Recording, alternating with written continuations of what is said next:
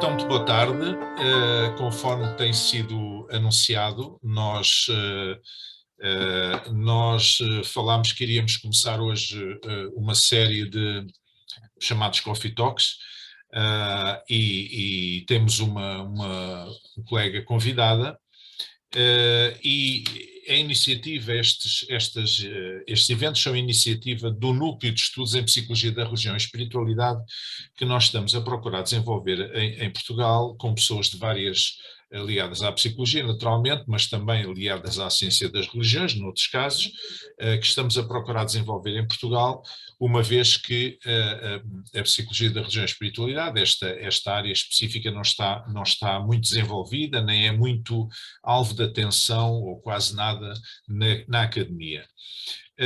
Queria só dizer que nós temos um site que está a funcionar para quem tiver interesse e queira acompanhar. Vou só aqui mostrar onde é que está.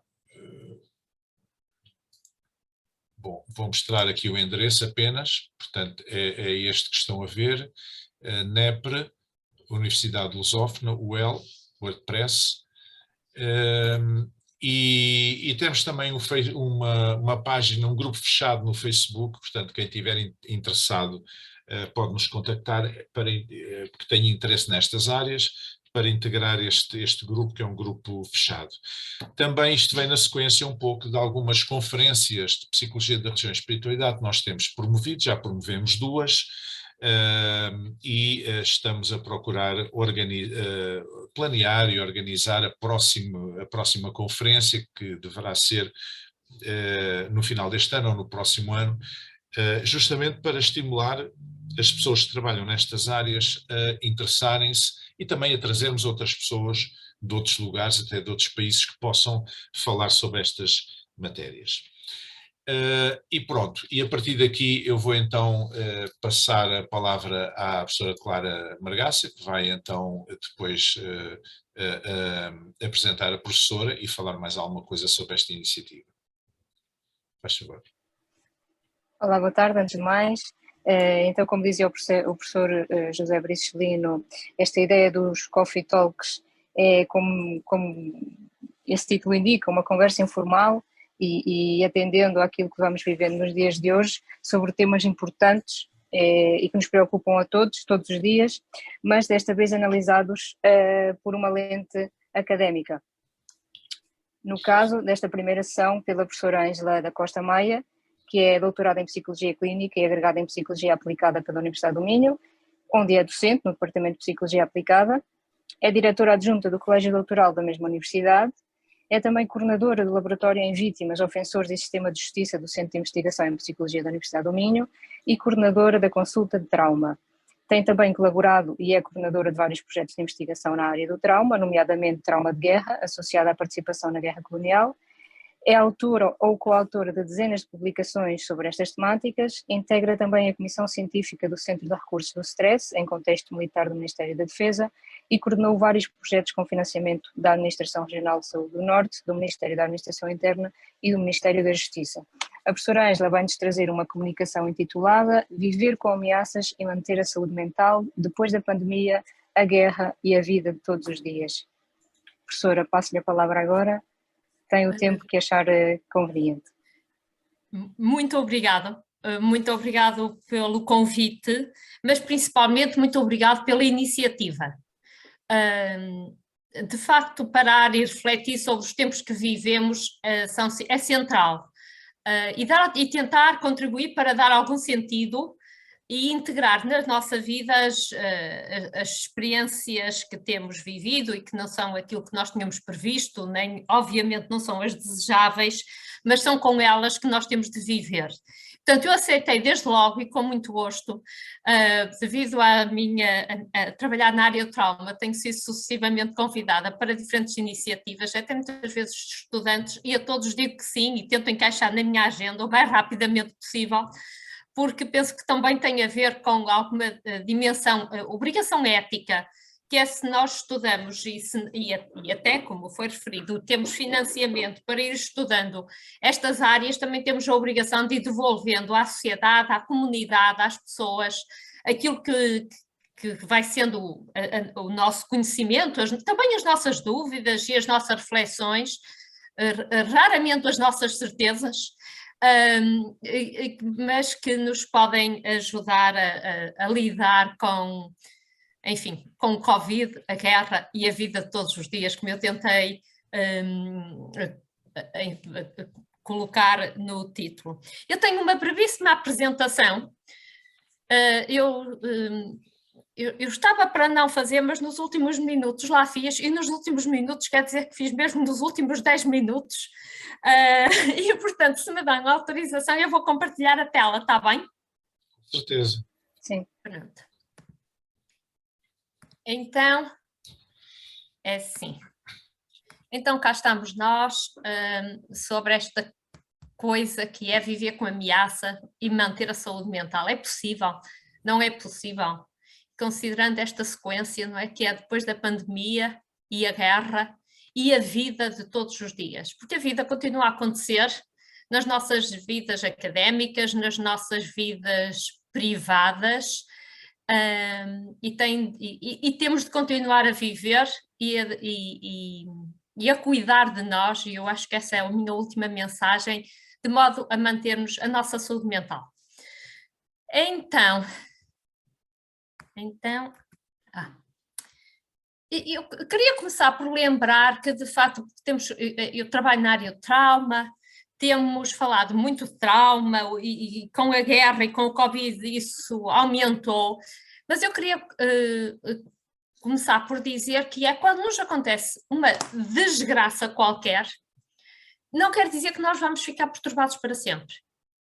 Quer dizer que nós vamos ficar, a maior parte das vezes, apenas transitoriamente perturbados. Isto é muito importante, nós não podemos dizer se isto aconteceu, agora vamos ficar todos perturbados. Se tivermos uma experiência potencialmente traumática, não. Nós ficamos sempre perturbados quando ocorre algo que é ameaçador, mas esta perturbação inicial, que ocorre a todas as pessoas, não é preditor de doença mental posterior. E, portanto, temos sempre que nos lembrarmos que os seres humanos são profundamente resilientes. Eu acho que um dos maiores fascínios que eu tenho, até porque trabalho com pessoas com muitas vezes histórias absolutamente dramáticas de décadas seguidas, que é a capacidade que o ser humano tem de resistir e de, apesar de tanta experiência negativa, ter possibilidade de ter uma vida para além do trauma.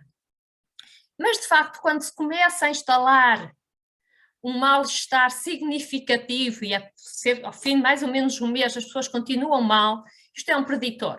Isso significa que é a nossa obrigação estar atentos. E se a pessoa, depois de uma fatalidade, em vez de estar a recuperar, não está, esta pessoa precisa de ser identificada, precisa ser acompanhada, precisa de ser cuidada e precisamos todos de ajudar aquela pessoa a passar para um percurso que não seja de sofrimento. Mas, só para lembrarmos este facto tão simples como isso, segundo um estudo mundial da Organização Mundial de Saúde, em que Portugal participou, mais ou menos, e este número tem sido mantido ao longo dos últimos 20, 30 anos de investigação, cerca de 70% de nós vamos ter, ao longo da vida, pelo menos uma experiência traumática. E eu, com a minha provecta idade, já tive direito a várias. E isto é 70%. Mas, por exemplo, se olharmos para a perturbação de stress pós-traumático, cerca de 7 ou 8% das pessoas vão ter esta perturbação. O que é um indicador de que nós devemos estar atentos, mas não podemos assumir que os seres humanos são tão frágeis que todas as vezes que ocorre um problema vai-se instalar um percurso de sofrimento e de perturbação mental. Não estamos a falar de, porque estamos a passar destas situações como a guerra, o Covid, a guerra, que vamos todos ficar com perturbação mental, mas aumentamos o risco. Está bem? E isso é uma coisa que nós precisamos de ter muito, muito claro para nós. E esta dimensão traumática que eu gostaria de salientar daquilo que tem sido comunitário, e quer o Covid, quer a guerra, tem esta dimensão comunitário, é porque eles põem em causa o nosso sistema de construção de significados. A nossa percepção de justiça, por exemplo, quando morre alguém que é bom, o mundo não é justo. E nós, por exemplo, quando somos confrontados com uma morte, questionamos-nos muito porque é que morre uma pessoa boa, uma pessoa que nós gostamos, quando há outras pessoas más. Isto pomos em ordem, pomos em causa, de facto, o significado do mundo, a justiça no mundo, ou a ordem no sentido de previsibilidade. E quer o Covid, quer a guerra mais recente em espaço europeu, questiona-nos muito sobre isto, sobre o significado que todos nós fomos construindo ao longo da nossa vida, sobre a previsibilidade e sobre o que é justo. No caso da guerra, também na confiança dos outros, porque é violência interpessoal. Mas, curiosamente, a pandemia tem associado um fenómeno especial, que é os outros passaram a ser perigosos. E nós passamos a ser perigo para os outros. E, portanto, uma das coisas que é muito desafiante, e tem sido muito desafiante, é o facto de o Covid ser de transmissão humano a humano. E mesmo sem intenção, nós sermos um potencial perigo uns para os outros. E, portanto, deixarmos de acreditar que podemos tocar, abraçar, aproximar, estar junto, porque os outros eram perigosos para nós e nós somos perigosos para os outros. De facto, o Covid apresentou-se, antes dos primeiros casos em Portugal, como uma ameaça planetária. Se vocês recordarem as imagens do início do ano de 2020, o que nós tivemos foi imagens, China, funerais mortos, hospitais, depois Itália e depois sucessivamente, de uma ameaça, percebida como uma ameaça planetária, transmitida em tempo real e contínuo, e com formas de transmissão do vírus e do tratamento inicialmente absolutamente desconhecido.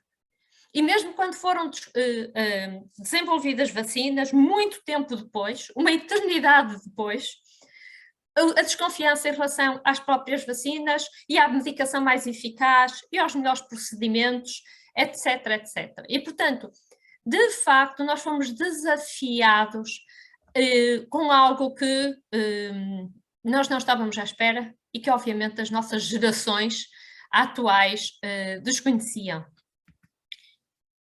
O Covid implicou várias coisas que são uma ameaça à saúde mental. A prevenção, portanto, a nossa prevenção da nossa saúde física implicou isolamento, quarentena, porque nós fomos obrigados a ficar em casa, isolamento dos infectados mesmo dentro das próprias casas e, portanto, as casas deixaram de ser um espaço seguro para muitos de nós. E como eu já referi, a possibilidade de nós próprios sermos um perigo para os outros, de uma forma como nunca tínhamos tido essa consciência, porque mesmo na gripe espanhola, há um século atrás, esta consciência era muito menor e obviamente não havia transmissão das notícias. E foi com isto que nós fomos vivendo, aumentando os sintomas, os sinais, o mal-estar relacionado com sintomatologia ansiosa, que foi agravada nas pessoas que já tinham previamente mais vulnerabilidade para sintomatologia ansiosa. Curiosamente, eu já referi, transmitido diariamente, curiosamente sabe-se, e a investigação tem vindo a comprovar, que as pessoas que mais se expõem a notícias, isso sobre a guerra da Ucrânia ainda não vi nenhum estudo, mas já sobre Covid, Quem são as pessoas que ficam mais horas a ver notícias sobre Covid? Adivinhem. As pessoas mais vulneráveis, mais ansiosas e com mais história de trauma. Ou seja, que à partida se deviam proteger mais e estar menos expostas. Mas esta atração por monitorizar continuamente e tentar manter o controle sobre o que está a acontecer é um ciclo vicioso, que é as pessoas quanto mais perturbadas, mais ficam sedentárias porque ficam mais paradas, quanto mais paradas, mais veem notícias, quanto mais veem notícias, mais percebem ameaça e assim sucessivamente. Obviamente, simultaneamente depressão. Depressão devido às perdas, e muitos de nós conhecemos pessoas que faleceram por Covid, e portanto perdas de vidas, mas muitas perdas da nossa vida, perdas de oportunidades de estar com os outros, de ter atividades gratificantes, de partilharmos refeições, de atividades de lazer, muitas das quais podiam já estar previstas, e portanto tivemos as nossas vidas interrompidas, e para os psicólogos isto é muito evidente, que é tudo aquilo que quando a pessoa está deprimida, nós sugerimos que seja feito, foi aquilo que ficamos impedidos de fazer. E portanto, eu quase brincando com as palavras, estávamos a tomar um depressivo diário, que as notícias eram más, e a nossa vida era depressiva e não antidepressiva. E, portanto, com esta mistura entre a ameaça contínua e as perdas, é claro que o resultado não podia ser um resultado bom do ponto de vista da saúde mental.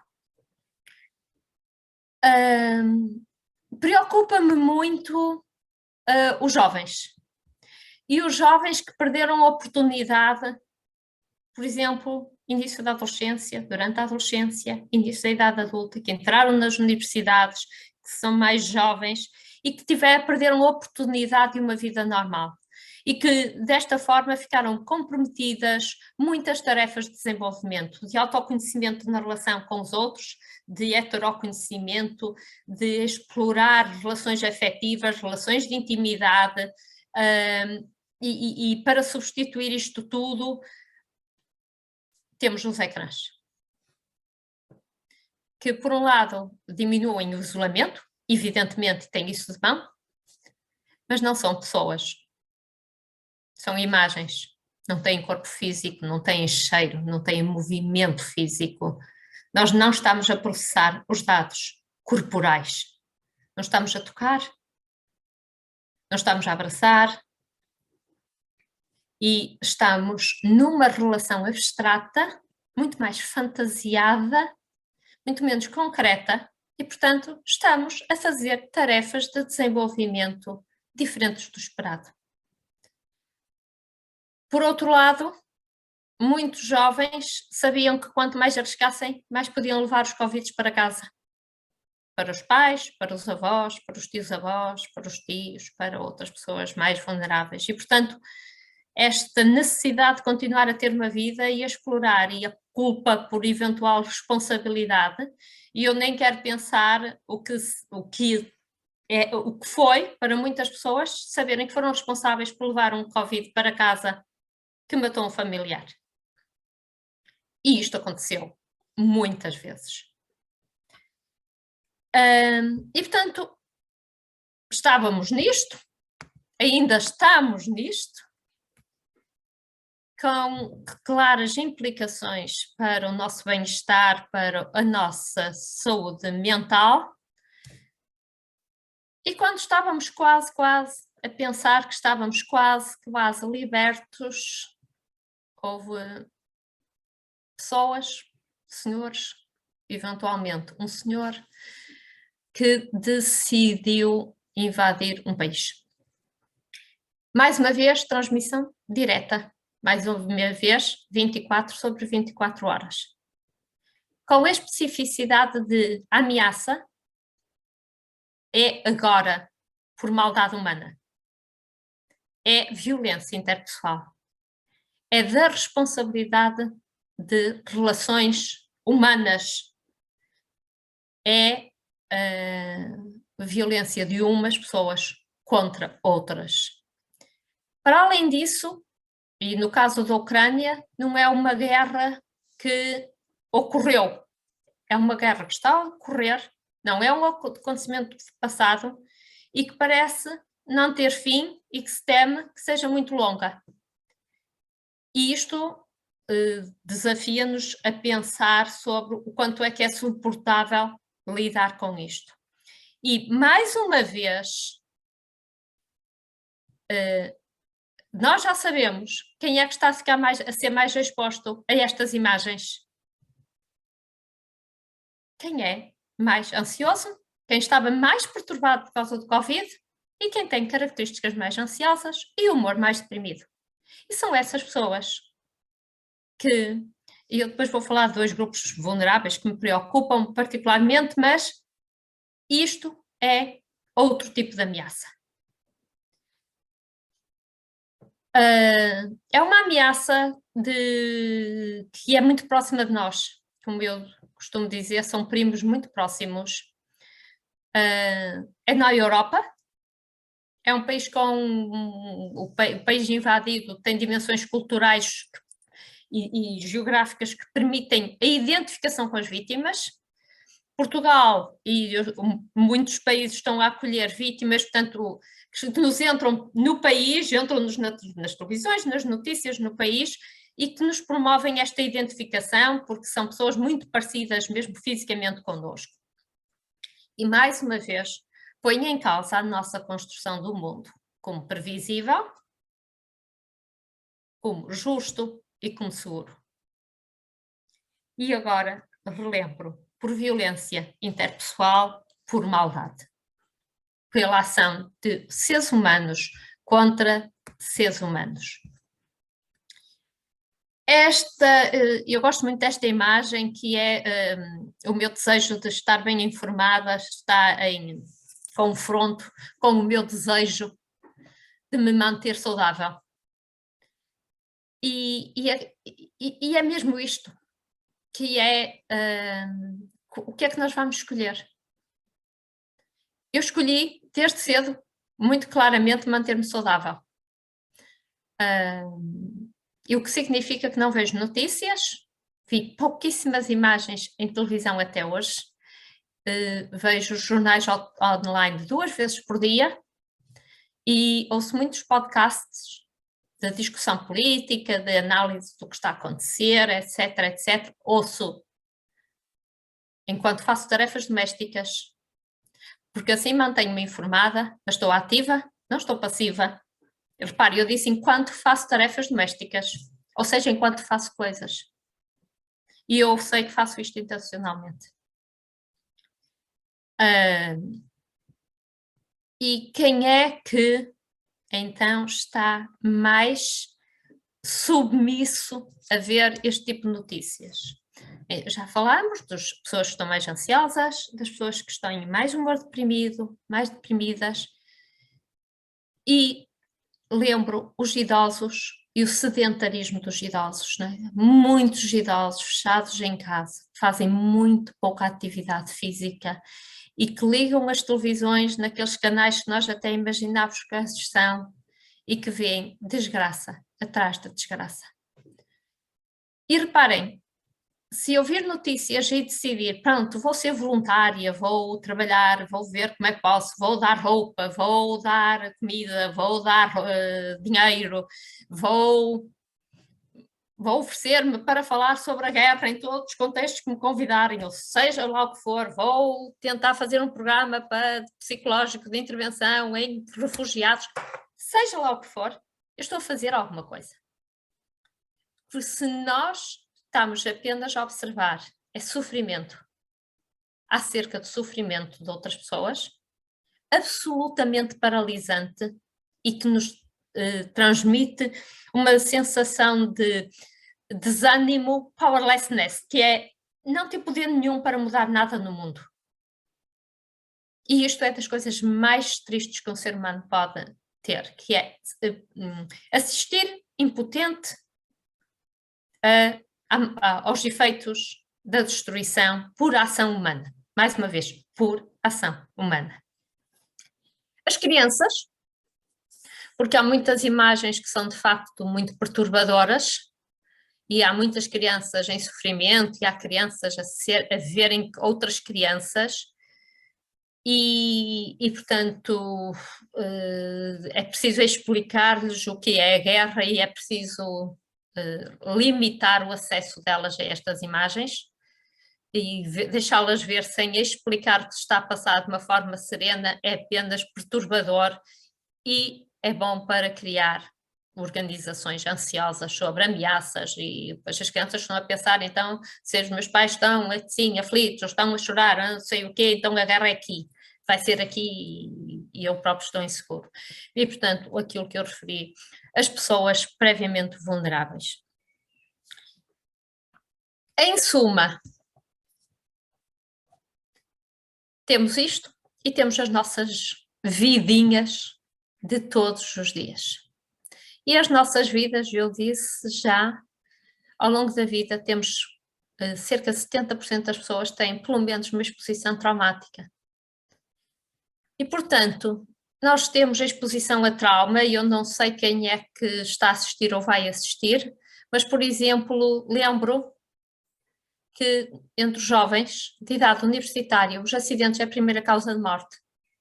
E os acidentes rodoviários são a primeira causa de stress pós-traumático nos jovens. E nas sociedades ocidentais são a principal causa, a fator associado a stress pós-traumático, a perturbação de stress pós-traumático. Temos doenças que são ameaça à vida, temos desastres naturais, temos tudo aquilo que nos pode ameaçar e temos violência interpessoal. E temos violência interpessoal a níveis que normalmente nós não falamos e às vezes nem suspeitamos. Percentagem de pessoas que ao longo da vida têm experiências de maltrato físico, psicológico, sexual. A quantidade de pessoas que ao longo da vida assistem à violência doméstica enquanto crianças ou participam em violência doméstica enquanto adultos.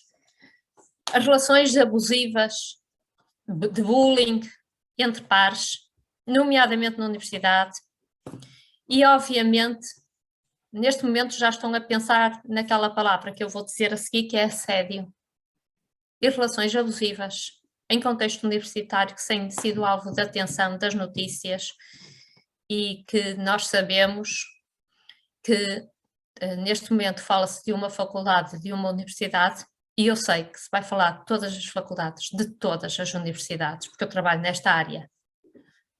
E sei, e ainda há pouco tempo tive uma reunião na reitoria em que eu partilhava as minhas preocupações e disse, um dia destes temos aqui uma bomba, e as bombas estão a cair agora, já, esta semana.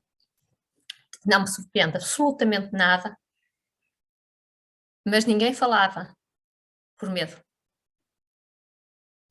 Não se esqueçam que violência interpessoal é daquilo que nós menos sabemos. Durante anos não havia violência doméstica em Portugal. Durante anos não havia abuso sexual em Portugal. Durante anos não havia abuso no contexto das religiões. E agora há. Não porque o fenómeno tem aumentado. Não há razão nenhuma para se acreditar que o fenómeno tem aumentado, mas sim porque as pessoas falam. E quando se fala, conhece-se. E quando se conhece, os números aumentam. Aumentam a visibilidade e as cifras negras passam a ser menores. E, portanto, é também com isto que temos de viver. E a questão é, esta é a nossa vida de todos os dias, mas também é a exposição a stress, que é a vida académica, as avaliações, a carreira académica, os desafios que são as nossas vidas e a vida pessoal. E eu trabalho, já perceberam, eu trabalho com vítimas e na área do trauma, e a Associação Americana de Psiquiatria chama, e de Psicologia chamam completamente a atenção de que trabalhar nesta área é, em si próprio, a exposição traumática e que a vida acontece também a quem trabalha nestas áreas. E eu digo sempre, a vida acontece a todos. Nós podemos estar a lidar com filhos doentes, com familiares doentes, com a necessidade de fazermos análises porque temos sintomas esquisitos, podemos estar a ter de lidar com relações pessoais que estão a ser postas em causa, com nascimentos, com mortes, e temos continuamente que gerir isto tudo, e isto é a vida de todos os dias.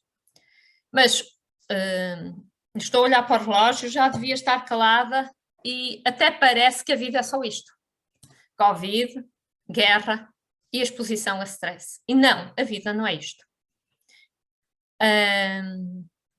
A vida não pode ser só o que nos acontece, tem de ser também o que nós fazemos acontecer. E, portanto, a questão é como cuidar de nós e como nos podemos proteger. Eu digo sempre o mesmo, digo que os problemas entram-nos pelas frinchas das janelas e das portas, e as coisas boas, nós precisamos de abrir as janelas e as portas e ir lá fora buscá-las e construí-las de forma ativa, intencional, pôr-nos na agenda. Eu nunca mais me esqueço que há uns anos atrás alguém me perguntava, mas como é que tu fazes tanta coisa, não sei o quê, e tens tempo de ir para o ginásio? Na prática era piscina, coisa que o Covid veio interromper. E eu respondi, é muito simples, ponho na agenda. Isto significa pôr-nos na agenda. E pôr-nos na agenda é pôr-nos na agenda. É darmos um tempo a nós e às coisas que são importantes para nós. Pode ser ler, jardinar, ir para a piscina, fazer aquilo que é importante para nós. E eu também costumo brincar com só há uma pessoa que vai viver comigo até morrer. Sou eu própria. Portanto, convém cuidar da pessoa que vai viver comigo até morrer. E ninguém tem obrigação de cuidar de nós, mas nós temos obrigação de cuidar de nós. Porque precisamos e, obviamente, porque merecemos. Portanto, gostava de vos desafiar a perguntar o que é que vão fazer hoje por vocês? O que é que vão pôr hoje? O que é que vamos hoje pôr na agenda para fazer por nós? Isso é de cuidar da nossa saúde mental. Obrigada.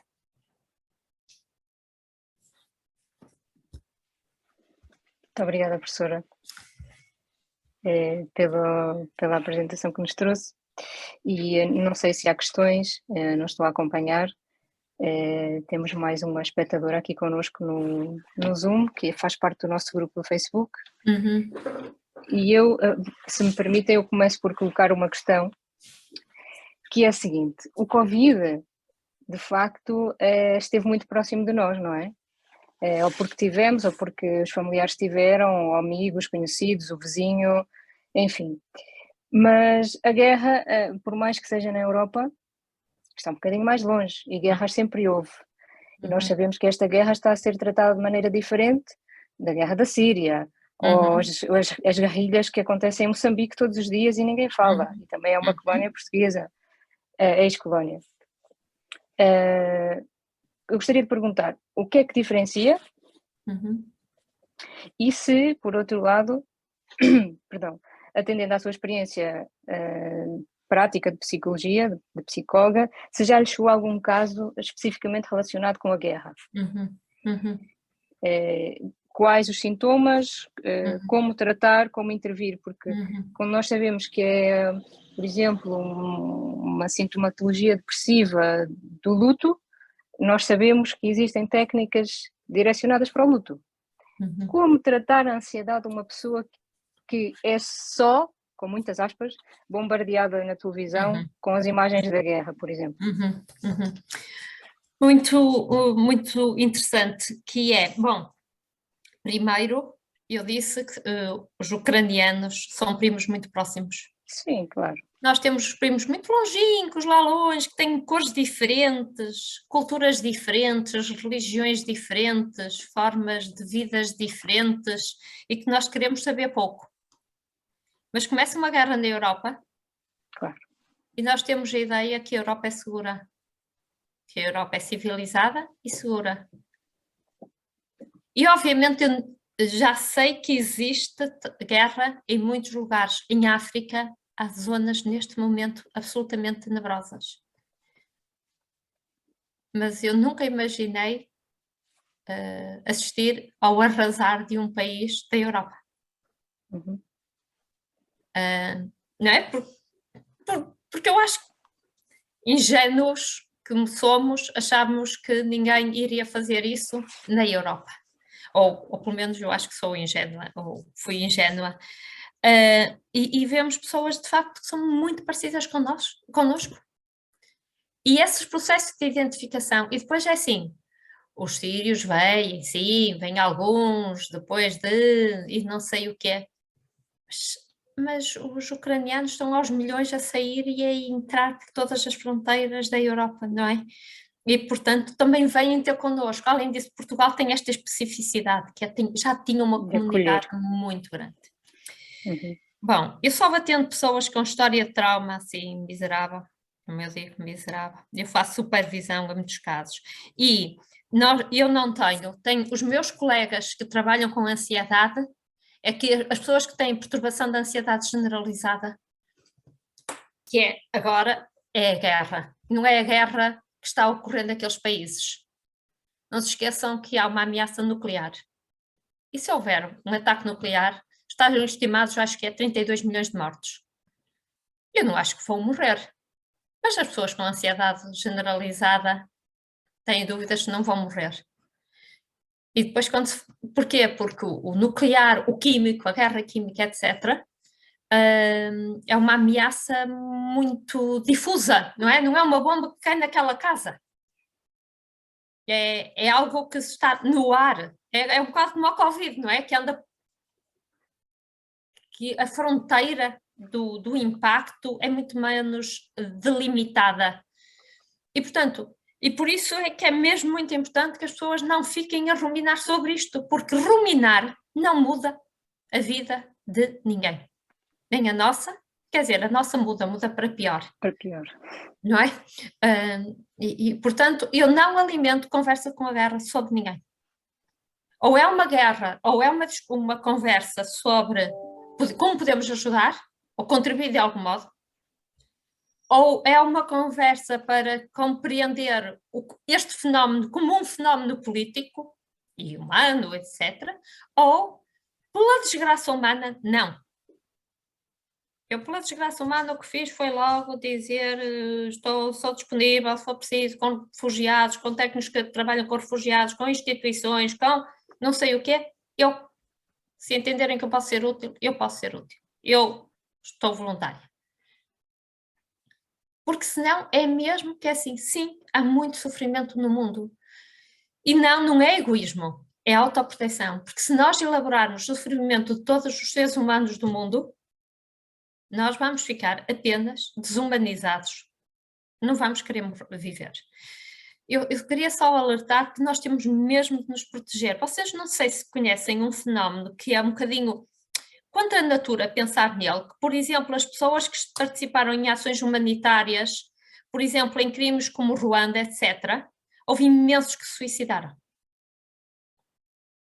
Ok? Portanto, lidar demasiado próximo com o sofrimento humano pode fazer com que se perca a fé nas pessoas e no mundo. E quando vida, isso se atinge, morrer pode ser uma escolha. E nós não podemos fazer este percurso.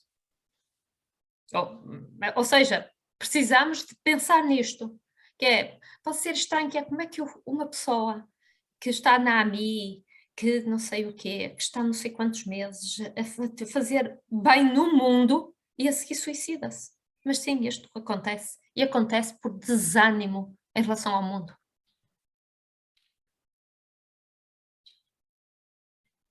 Eu gostava de de colocar uma outra questão também. Muito obrigado, antes de mais, pela sua partilha muito importante e oportuna, não é? Mas estava aqui a pensar que se tanto a questão do Covid, dos efeitos do Covid, como da guerra, não são, no fundo, indutores, digamos assim, para que as pessoas, os indivíduos, tomem mais consciência da fragilidade humana, da sua vulnerabilidade e até da finitude da vida, não é? E estou a falar até dos jovens e até das crianças, não é? Não estou a falar das pessoas mais velhas apenas. E então a questão que se põe é como lidar com isso. A pessoa já deu aí algumas respostas, que é cuidarmos de nós, não é? Mas gerir estas emoções, sermos confrontados, se calhar andamos um bocado distraídos, se somos jovens, ou confrontados de repente com a fragilidade humana, com a nossa vulnerabilidade, a impotência também de mudar as coisas, como já foi dito, e sobretudo a finitude, não é? Eu sei que, por um lado, há uma grande capacidade de adaptação no ser humano, não é? Que é muito visível, até mais nas crianças, se calhar, do que nos adultos. Mas, por outro lado, este confronto brutal com a nossa fragilidade e com a nossa finitude, que afinal de contas faz parte da condição humana, se calhar aí o busilis da questão é esse, não é? A grande dificuldade em gerir isso, não é? Não acha? É sim, eu estava a ouvi-lo e estava-me a lembrar de alguns estudos, nomeadamente da minha equipa, e nós verificamos aquilo que o seu professor estava a referir, tem algumas dimensões daquilo que se chama crescimento pós-traumático, que no sentido de que o sofrimento purifica ou traz-nos sabedoria e mostra-nos que é verdadeiramente importante na vida. E na verdade, todas as religiões, todas, de algum modo salientam, na prática os santos foram todos são os sofredores, digamos assim, e de algum modo que é esta ideia sempre de que o sofrimento torna-nos melhores. E a questão é, está bem? Eu acho que fiquei com muito mais sabedoria depois de algumas situações que eu tive de lidar na minha vida, mas eu preferia menos sabedoria e menos ameaças à vida, por exemplo, de pessoas próximas.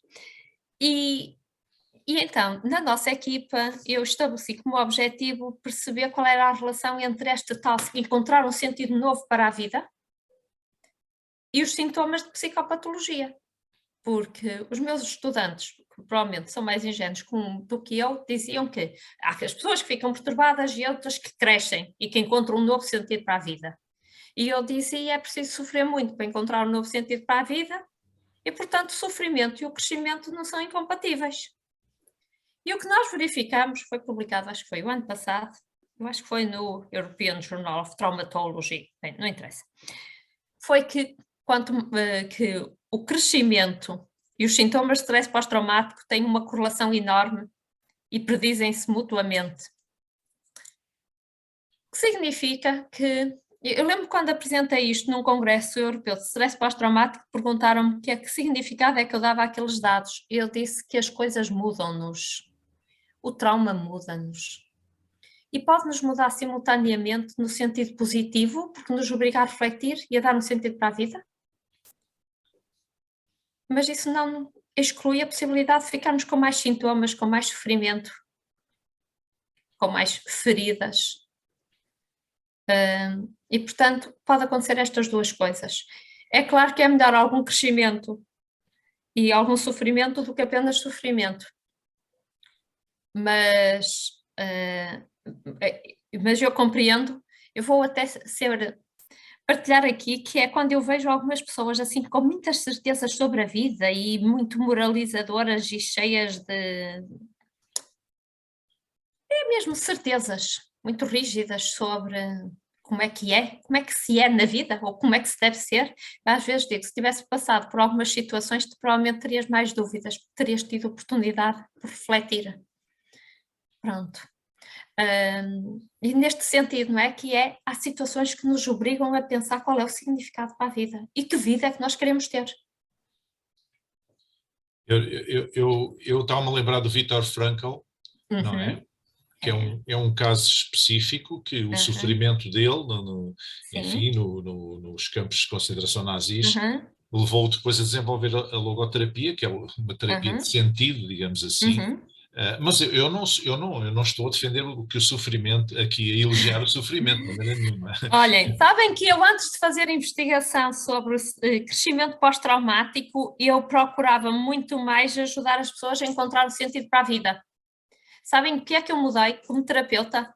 Agora, até porque eu trabalho muitas vezes em contexto universitário, com pessoas muito elaboradas, que é menos reflexão, menos sentido para a vida e mais atividades no dia a dia, é mais o que é que vai fazer hoje por si. Mais autocuidado, de facto, e menos ruminação. Porque, bom, por isto também, porque nós também percebemos, e a investigação também vai sempre nesse sentido, que as pessoas que pensam muito não, são as que têm mais sintomatologia e têm menos saúde mental.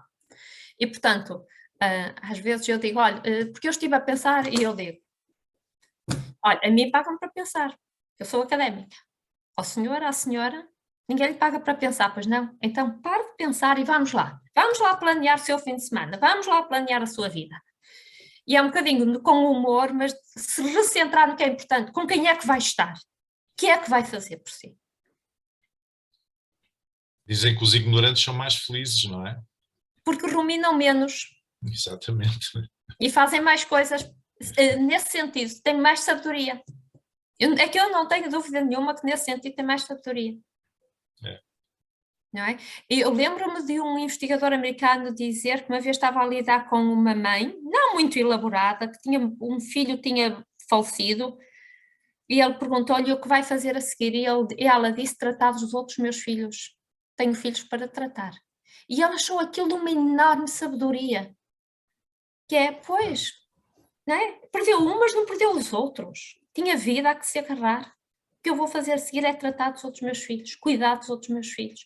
E eu lembro muitas vezes disto, que é, vamos cuidar do que nós temos e não do que não temos. Muito bem.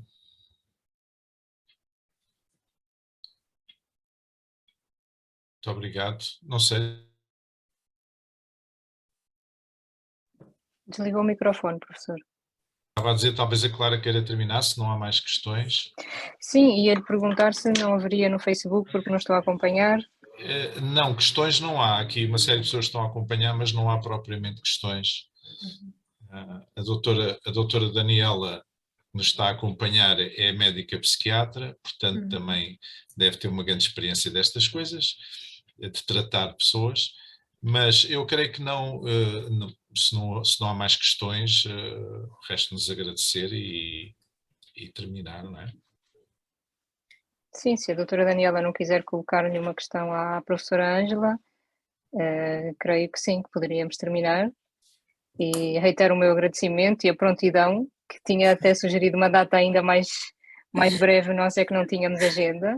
Não, sabe porquê? Porque a minha agenda está tão cheia nos próximos tempos que tudo o que eu consigo colocar o mais... É uma questão também de controle, que é quanto mais coisas começarem a ficarem arrumadas, claro. E de facto, como custa dizer que não, tento arranjar dentro dos meus espaços. Portanto, eu é que queria agradecer e mais uma vez felicitar por esta iniciativa. Uma das coisas boas que trouxe estas coisas más foi o nosso maior foco no bem-estar e na saúde mental. E se diminuir a estigmatização, já é um passo muito grande. Eu só queria acabar a falar da autoestigmatização. Uma das coisas que mais me incomoda não é a estigmatização dos outros em relação à saúde mental, é alta, que é a intolerabilidade de aceitar que se é frágil, que às vezes está vulnerável e que tem que se aceitar que às vezes precisa de ajuda e que não se está bem. E ser capaz de falar sobre isso. Porque o sofrimento escondido por autoestigmatização parece-me muitíssimo mais elevado do que até a heteroestigmatização, e portanto nós aceitarmos que sim, temos direito a ser pessoas, e nomeadamente estarmos às vezes em situações de grande vulnerabilidade emocional, é uma grande aprendizagem, e eu acho que devemos todos aprender e contribuir para aceitar isso, para aceitar que nem sempre estamos bem e que às vezes precisamos mesmo de falar com alguém sobre o quanto estamos mal. Ok, muito obrigada. E fica a mensagem de cuidarmos de nós e pensarmos o que é que vou fazer por mim hoje. Ficou. Portanto, muito obrigada então, e então damos por encerrada a sessão de hoje, a primeira sessão de Coffee Talks. Com certeza haverá muitas mais por aí, com temas sempre pertinentes e atuais. E é isso, muito obrigada, professora. Foi um prazer. Adeus. Até à Adeus. próxima. Até à Adeus, próxima. até à próxima. Licença.